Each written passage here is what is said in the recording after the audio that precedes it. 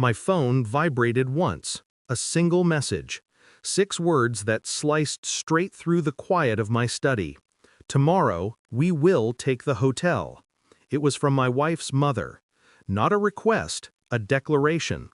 Followed immediately by my wife's voice message, her tone sharp, entitled, dripping with the confidence of someone who believed she owned me. If you object, you will be divorced. Divorced for objecting to them taking control of the $130 million hotel my grandfather gifted me that morning.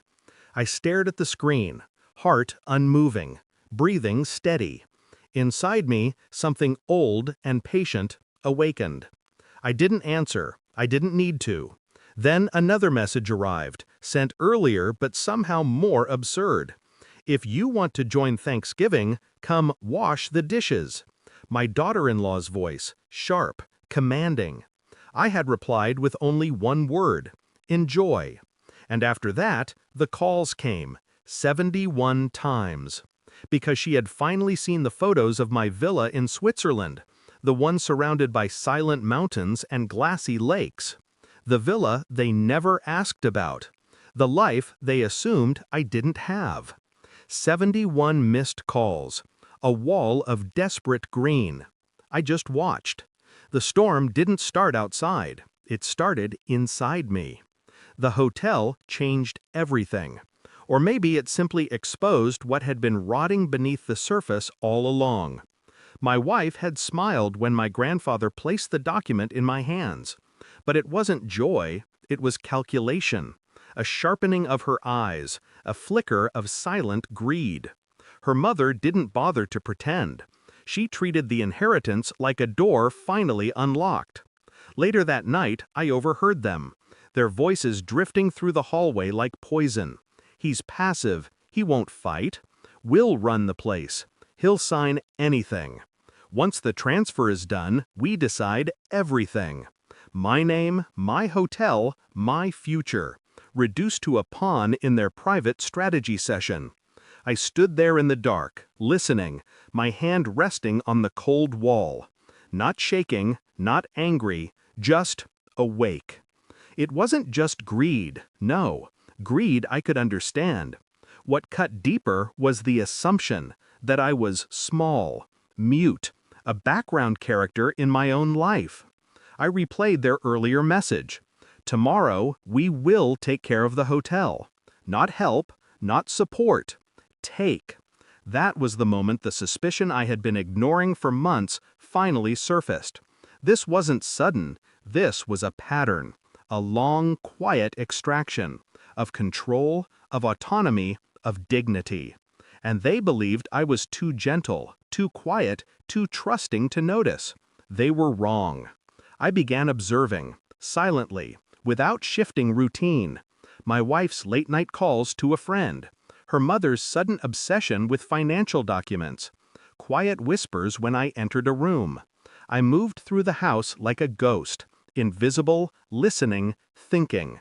I contacted my lawyer, had every asset restructured, every document sealed behind layers of authorization. My grandfather's transfer was already ironclad, something they hadn't expected. I checked phone logs, email trails, bank withdrawals. Patterns emerged. They weren't just plotting to control the hotel. They were preparing to sideline me entirely. They made a mistake assuming silence meant weakness. But silence is a weapon, a patient one. I visited the hotel alone at dawn, watched the sunrise bleed across the glass tower my grandfather built brick by brick. I imagined their hands on it, my legacy under their control. No, not happening. At home, I smiled more, answered their questions softly, let them believe I was drifting along with their plan. Inside, I was pulling threads from the seams, watching the whole fabric loosen. Their arrogance blinded them. They never noticed. The evidence came in on a Friday morning, a neatly organized folder delivered to my desk. Inside, records of my wife and her mother attempting to contact investors behind my back. Emails negotiating leadership transitions. Drafts of agreements where my signature was forged, badly. I closed the folder, exhaled once. Cold, calm, complete. In the evening, I placed the folder on the dining table. My wife walked in, phone in hand, mid-smile. I slid the folder toward her with 2 fingers. She opened it. Her face drained. Hands trembled. Where did you—" I didn't speak. Not yet. Just watched her read her own betrayal. Pages turning. Breath breaking. Eyes darting toward me in trembling denial. I leaned back in my chair, still silent, still composed. Silence is the sharpest blade. She whispered, "It's not what it looks like." I raised an eyebrow. That was all. Her mother barged in minutes later, having been called like a soldier to a fallen battlefield. She opened her mouth to speak, but froze the moment she saw the folder, the emails, the forged signatures, the truth. I finally spoke. My voice was low, even, detached. "You wanted the hotel. You wanted control. You wanted me silent." Her mother swallowed. "No, listen," I continued. "Good news. You'll get exactly what you deserve." I slid another document across the table, a printed notice, legal, simple. They had both been removed from every asset, every account, every future decision, completely shut out. My wife's breath hitched. Her mother's face collapsed. I stood up slowly, buttoned my coat, looked at them the way one looks at dust on a windowsill. "You thought I was easy to manipulate," I said. "Thank you for showing me exactly who you are." I walked out. No shouting, no dramatic exit. Just the quiet closing of a door. The sound of 2 people realizing they had miscalculated everything.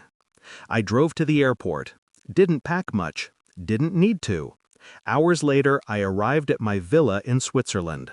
The snow was falling softly, covering the world in white silence. My phone lit up. 71 missed calls. All from her, of course. I looked at the screen, let it vibrate once more, then set it face down on the table. Their voices couldn't reach me here. The truth had already done its work. I stepped outside into the cold mountain air. Exhaled. Some losses are freedom.